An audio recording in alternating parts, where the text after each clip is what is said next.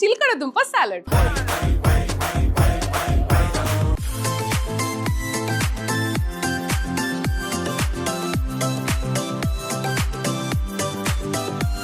అది గురుగారు సాలడ్ 2 నిమిషాల పని.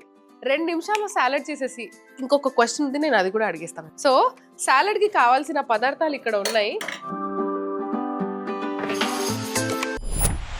ముందుగా ఒక బౌల్ తీసుకొని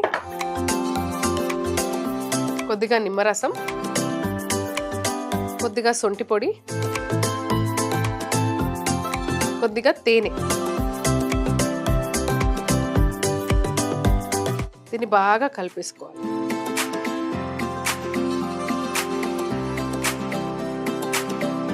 టేస్ట్కి కొద్దిగా ఉప్పు,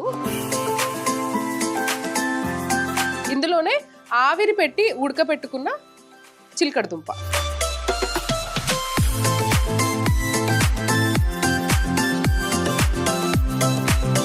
తొందర కావాలని చేయడమా లేకపోతే పని కంప్లీట్ చేసుకుందామని? అంటే ఏ విధంగా అయినా అనుకోవచ్చు. ఇప్పుడు టైం లేదనుకో, ఫాస్ట్ గా వంట అయిపోవాలి కానీ టేస్టీగా ఉండాలి. మిమ్మల్ని సంప్రదించాలి.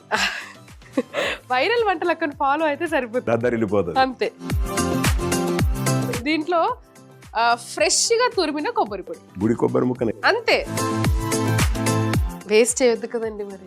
కానీ ప్రసాదానికి కొబ్బరి ముక్కలు ఉప్పు కారం తగిలివద్దు కదండి. మీరు సత్యనారాయణ చేసినప్పుడు కొబ్బరి ముక్కలు ప్రసాదంలో పంచదార కాకుండా ఉప్పు కారం వేస్తారా? వెయ్యం. అయితే కొబ్బరి బెల్లం తినొచ్చు, అద్భుతంగా. ఇంకో కొద్దిగా బొద్దుకు కావడానికి.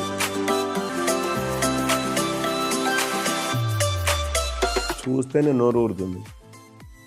తింటే ఏమంటారో తెలుసా అని అంటారు. అద్భుత. ఇంత తినుడు కాదు, ఒక్క వేలు పెట్టి కాదమ్మా, మనం పెడితే